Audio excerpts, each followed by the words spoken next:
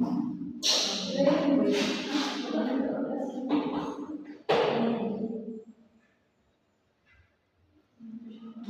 siya kayo. Ayaw ko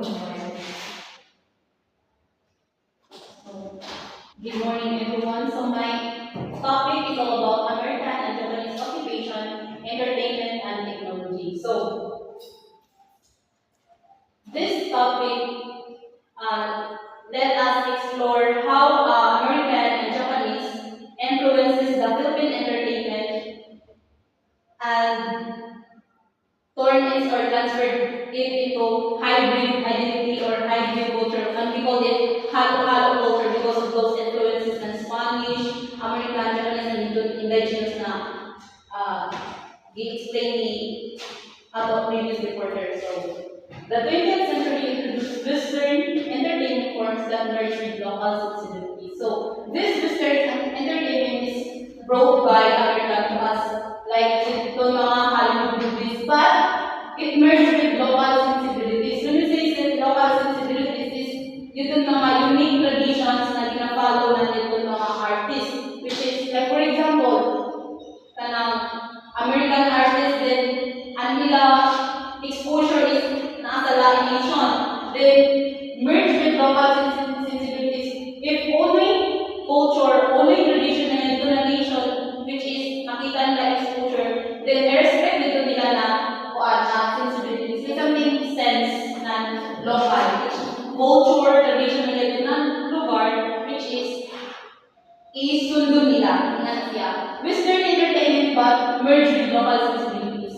Though Western, once a Western artist, if nato sila sa isa ka lugar na himo ng movie, which is ila i-respect ang pagka-uniqueness ng culture ito na kuan. So,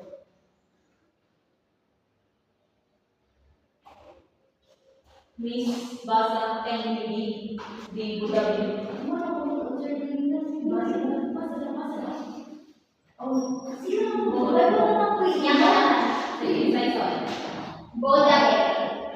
Introduced by Americans, this variety show format only musical numbers, magic, became immensely popular in the 1910s.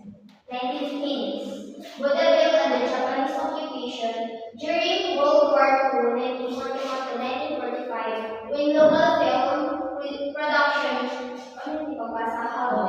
halted due to the occupation, Vaudeville became the primary authorized entertainment, helping to boost morale. Vaudeville is brought by Americans to us during the 1910s. So, what do you mean by vaudeville? Vaudeville is a mix of comedy, music, and magic entertainment so that we can have fun and entertained by those artists, entertainers, like for example. So,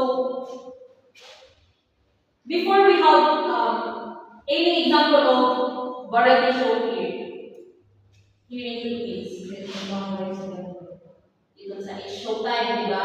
Variety show siya kay na singing, dancing, then comedy, ito mga jokes. Aside from Showtime, ito Asa, Itbulaga, di ba? So before nag-emerge or before nag-emerge ang Itbulaga, it's Showtime, Asa, or any other variety show of the Philippines, we have the Vaudeville.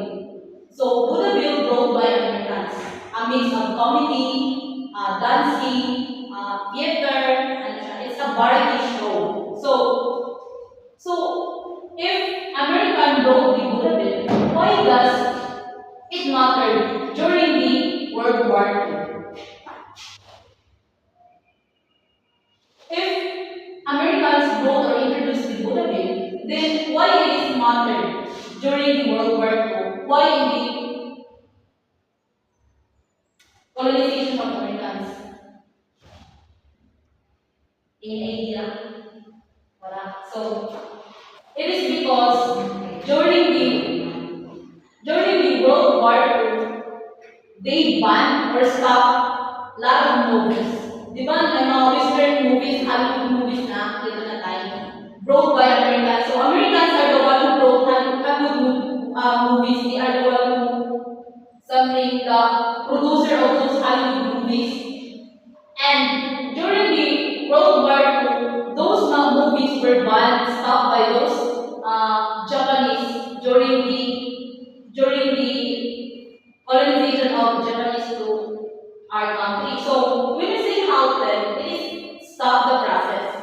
So due to the occupation, di ba ang Japanese is na sila mga stop ito ng mga English na paggamit din ni transfer na sa into Tagalog. Diba?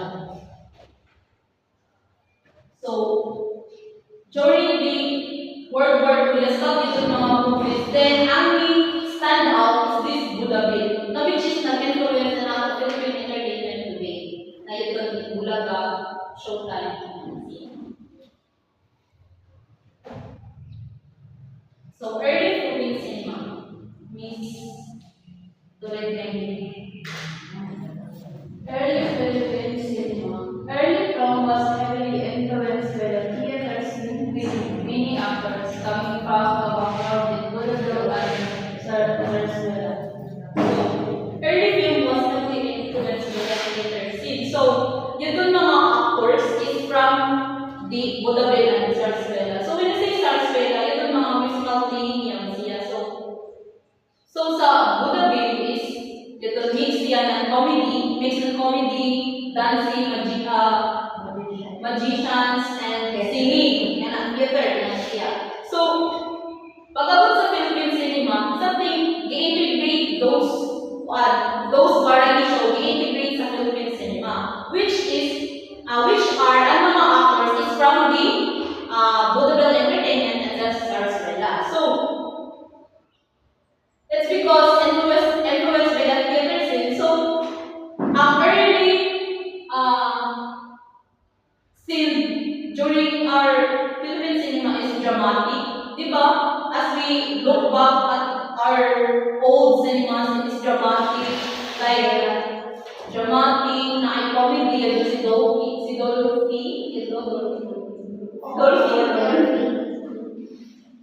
Horror is later na yung May horror siya, pero pagkaanan ko.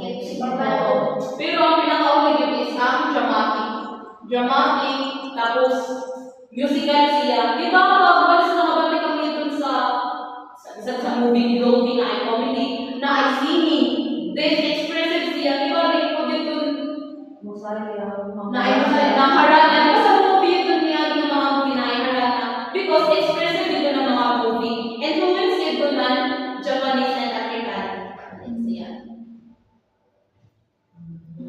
So cultural shift. So the period allowed for the rise of Filipino entertainers and the integration of Western pop culture into daily life. So if sa una ang mga entertainers is from another country, like sa American is American entertainers dito, American artists, sa Japanese artists. Then sa ato, tungkol sa colonization of those mga country, sa colonization ng yan is na ay cultural shift na ang mga Pinoy or most of the Filipinos na ay mga entertainers, na ay mga artists. Like for example, sa mga drama artists para sa TV, di ba?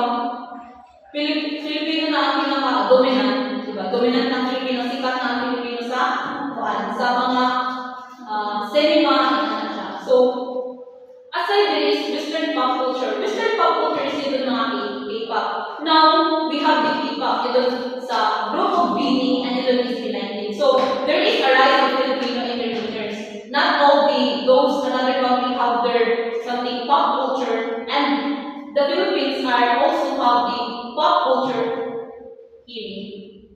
And the rise of Filipino entertainers. So, this period created a hybrid culture where indigenous, Asian, Spanish, and American influences coexist in modern Filipino heritage. So, when we say hybrid culture, it is halo-halo culture na gimix ng mga influences ito sa indigenous, integrated by those culture and traditions we adapt during the Spanish, Asian, and American and Japanese occupation. So,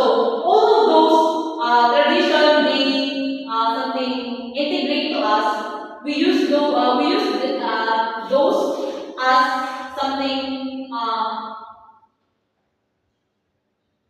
guide, adoption, we adopt those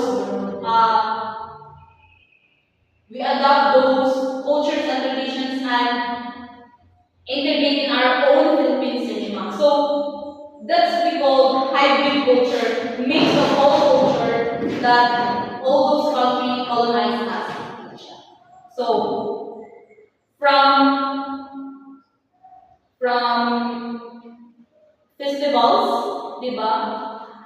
Festivals brought by the Scottish, and this Western pop culture into K-pop, and now we have our own P-pop culture. Ito na SB19, member of SB19, BINI, if they have BTS, Blackpink, then we have our SB19, we have our BINI.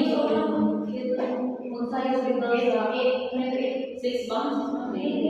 Oo, ano pa yun? Oo. Kaya pag yun, dito nga sa showtime, bigla na damot sila, mga laki. Kaya sa showtime ba na? Hashtag. About hashtag, so, kung dito sila ka ng mga rights na sa atong entertainers because of the influence of those another country. Then, if sa, di ba mostly ang sa Korea is mukbang, then i-integrate na ito siya sa ato, then naalam sa ato ang mukbang, di ba? Ingana siya ang we call hybrid culture, right? We integrate those another culture from another country and adopt it to our, and we have the something rights of our own entertainments and entertainers. Ano siya? That's all.